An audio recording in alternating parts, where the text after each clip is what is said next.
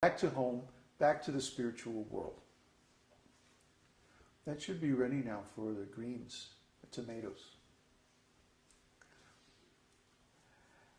And our process is not to perform or not to stop activities. That's impersonalism. But to dovetail our activities with the pleasure of the Supreme Lord. To offer our activities and our work for the pleasure of the Supreme Lord. So if someone is a carpenter, like the example of cutting trees and making things, then he can cut trees and carve them into deities, or make a nice altar for the Supreme Lord, or build a temple. He can use his activities, whatever those activities are.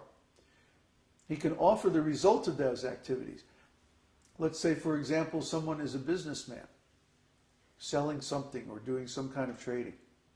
They can take the profit from that activity and offer it to the devotees for use in devotional service.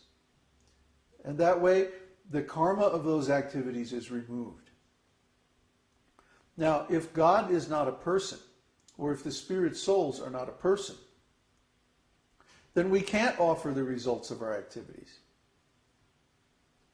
So it becomes impossible to disentangle ourselves from karmic reaction.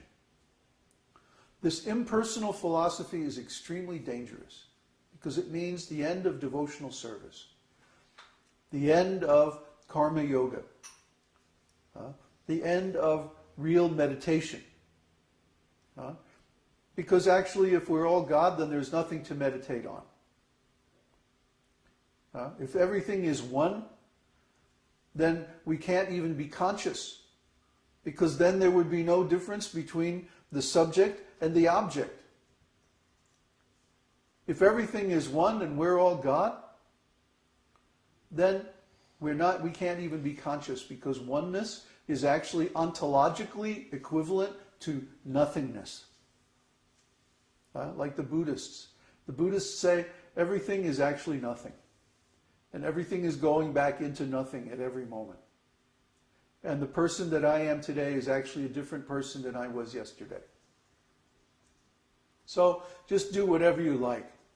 There's no right and wrong. There's no good and bad. Whatever happens, happens. And that's just the way it is in this world. And there's no consequences, no punishment or reward after death. It's just everything is nothing. That's what they say. So that means there's no right and wrong, there's no good and bad. Just do whatever you like. Most people today accept this nonsense. And because of this, they're suffering like anything. And they try to make believe they're not suffering. But actually, it's just a big lie. They're suffering because they have to take material bodies again and again and again as a result of their material activities. So Lord Advaita came to this world and he saw this going on. And why is he called Advaita? Because he really is God. He really is non-different. He really is one with God. But he looked around and he said, no, it's beyond my power to fix this mess. I have to ask the Supreme Lord to come. Because even Mahavishnu, as great as he is not the Supreme Lord. He's not the Supreme Personality of Godhead. He is the expansion of the expansion of the expansion of the Lord. Krishna expands as Balaram. Balaram expands as the quadruple expansion. Baladev, Sankarshan, Aniruddha, and Pradyumna. Vasudev, Sankarshan, Pradyumna, and Aniruddha. Vasudev expands as Mahavishnu.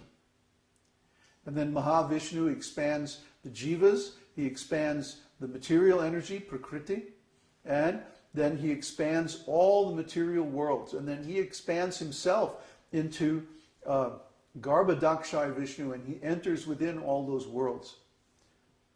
And then he becomes the source of the material elements. And from those material elements, Lord Brahma is born, Lord Shiva is born, so many material living entities are born in all different species of life. But still, he is only an expansion of an expansion of an expansion of the Supreme Lord, Śrī-kṛṣṇa. So he says, I can't handle this. This is too much for me. I have to call the Supreme Lord himself. And he can set everything right. So Lord Advaita began to worship Lord Kṛṣṇa by going to the Ganges and worshipping Ganges water and Tulsi manjaris, Tulsi buds. Like Krishna says in Bhagavad Gita, if you offer me a leaf, a flower, or a little water, I'll accept it. Not just any kind of leaf, not just any kind of flower. Tulsi. Tulsi leaf or Tulsi flower, Tulsi buds, manjari. Then he very easily becomes pleased. So Lord Advaita was worshipping him for years on the bank of the Ganges with loud cries. Please, Lord, come, incarnate yourself. So, hearing these loud cries, Lord Kṛṣṇa descended as Chaitanya Mahāprabhu. And he brought with him all his eternal devotees. So whenever the Lord descends, before he appears, all his elders appear. Jagannath Mishra, his father, and his mother, his uncles, his grandfather, Nilambar Chakravarti, his guru, Madhavendra Puri and Ishwara Puri. Now, Advaita Ācārya and Lord Nityananda, they were both disciples of Madhavendra Puri. Lord Chaitanya was the disciple of Madhavendra's disciple Ishwara Puri. So actually, Lord Chaitanya considered himself junior to Advaita Ācārya.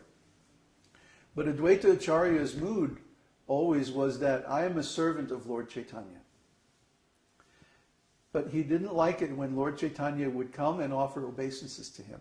He was saying, I should be offering obeisances to you. It's exactly like the relationship between Jesus Christ and John the Baptist.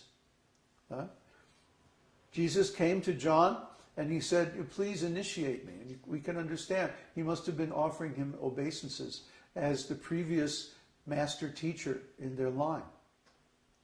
But John was very uncomfortable with this because he knew the actual stature of Jesus. So he was saying, no, I should be offering you obeisances. I'm not even worthy to loosen the buckle on your sandal. But Jesus said, no, we have to do this because this is the form of the disciplic succession. And similarly, Lord Chaitanya insisted on respecting Advaita because that's the form of our parampara. The younger members always offer respect to the elders.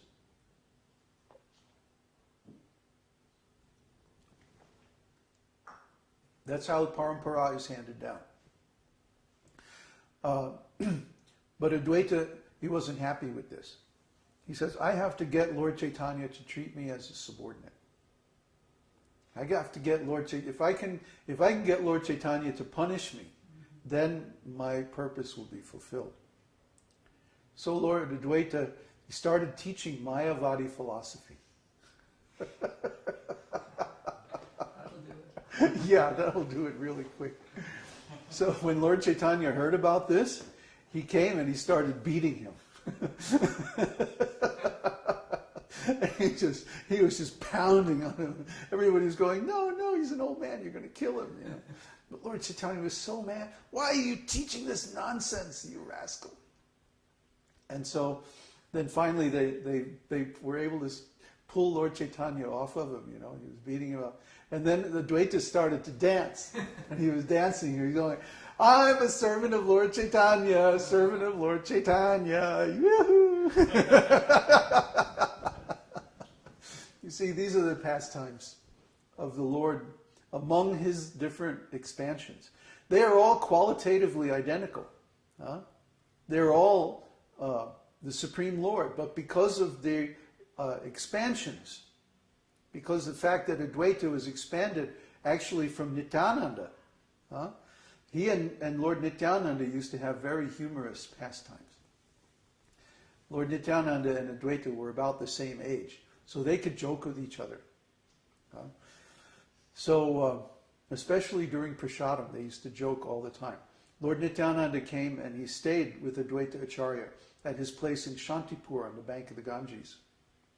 So they would take Prasadam together all the time, and they would always joke.